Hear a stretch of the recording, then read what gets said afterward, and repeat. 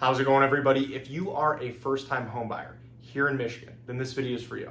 First off, congratulations. This is obviously a very exciting time, and also obviously one of the biggest purchases that you will make. And one of the most important things that you will get in place during this process is your homeowners insurance. So beyond just checking the box to make sure that you have coverage, in this video, I want to go over some of the basics around homeowners insurance to help you understand what you're actually buying and what you should be looking out for.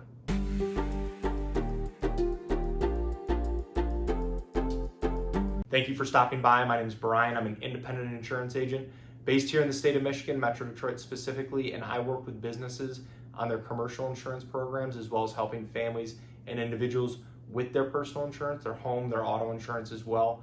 My goal with this channel is to pass on a little bit of educational information to you so that you can make more informed decisions around your insurance and then overall help answer any questions that you might have.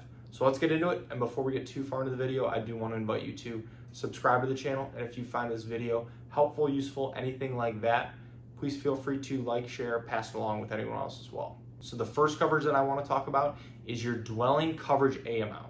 This is the amount that your home is insured for in case it has to be rebuilt after a total loss. And it's very important to make sure that this coverage is based on the replacement cost value of the home and not the market value. The insurance companies themselves will typically have an internal system that determines this amount, and it'll take into account things like the year built, the square footage, the construction type of the home, if you have a finished basement, how many bathrooms you have. And it's important to make sure that this amount is as accurate as possible, because let's say your home is only insured for $300,000, but you have a total loss and the rebuilding costs are $400,000. This is where you could run into issues if there ever is a major claim. And following up on this, the next coverage I want to talk about is making sure that you have either an increased cost endorsement on the policy or a guaranteed replacement cost endorsement. And depending on the insurance company that you're working with, one of these options should be available. And this endorsement will provide you extra coverage if you are ever in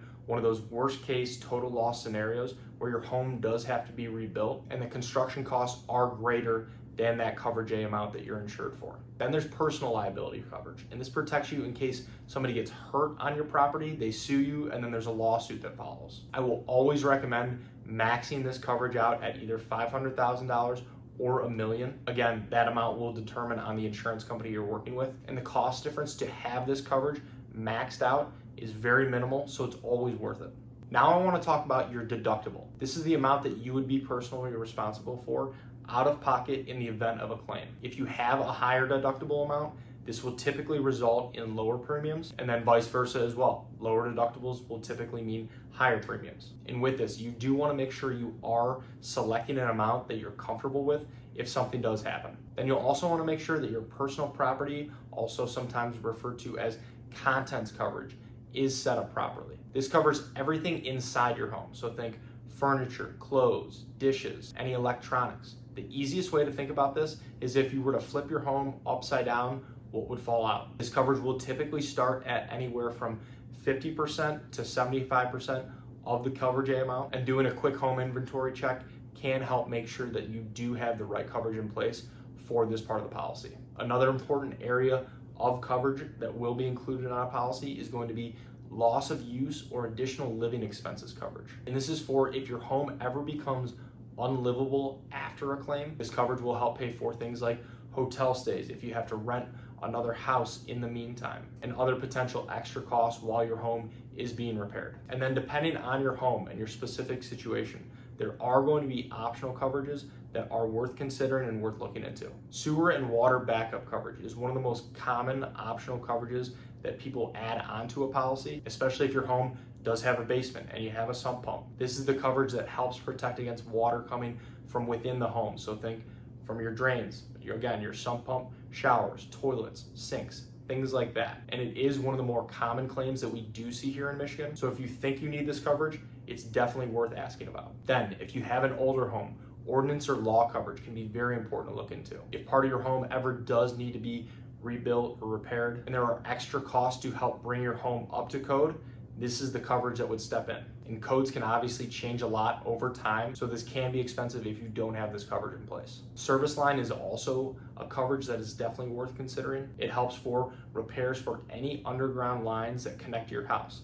such as with water, sewer, or utility lines. And then equipment breakdown coverage can also be worth it. This protects things like your furnace, your air conditioning system, and any other appliances that you do have if they suddenly break down due to mechanical or electrical failure due to a claim. And then one thing I want to mention that is important to keep in mind is that flood coverage is not included on a standard homeowner's policy. So if you do live in a high risk area, or maybe the bank is requiring that you get this coverage in place, you will typically need a separate policy. Now, as far as it goes, when it comes to saving money on your homeowner's insurance, one of the easiest ways to do that is going to be through bundling your home and auto insurance together. Insurance companies talk about this a lot in their advertising, and nearly every company out there does give you a pretty significant discount if you do have both policies with them. And then there could be other potential discount areas as well, such as if you graduated college, there could be an alumni discount, or maybe if you are a teacher or a CPA, and there can be discounts available as well. Overall, with all of this, purchasing a home